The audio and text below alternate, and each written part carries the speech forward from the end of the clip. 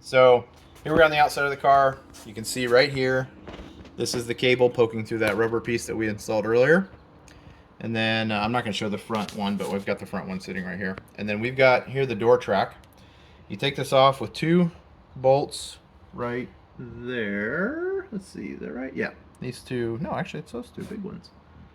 And they hold on right here. So I'm not going to put it in here because I don't want to damage the door. But see, the door is sitting. I've got the door propped up, and there's two bolts you can get to right there. Some people take this pin out, but I do not think that's an easier way to go because then you got to deal with the spring. The problem with taking the bolts off is you kind of have to angle and position the door, but I think we can do that pretty easily.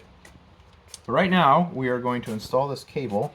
I'm gonna make sure it's in the track over there. So it's in the track. I cleaned the track really good, had tons of grime in it and old grease and stuff, and I just want to get all that off so that this bearing here will roll really smooth on the track. As I'm doing this, I'm realizing I've got a little bit more I want to clean up.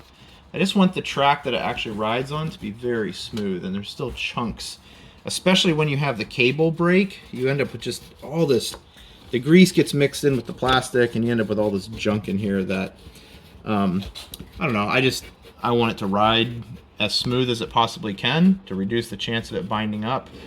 And I'm still finding there's a pretty good layer of grime there that I hadn't gotten. I got all the surface stuff, but there's still a little bit I'm gonna clean off. So I would say that, on an old vehicle like this, take the time.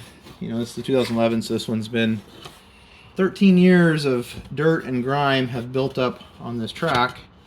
And the next thing that could go is this bearing, and the less dirt is in an environment for a bearing, the less chance that it goes bad. So I'm actually just going to run my fingernail along that and get all that clean. Feel much better about that. Okay, so now these go in very easily. They actually just slide right in like that and then turn. So that one's in. I'm going to pull this one out, slide it in, and turn it, and we're ready to go. And you can kind of see how the door works now. Now, the next step for us is to actually get this on the track where it needs to go. We're not going to do anything inside the car.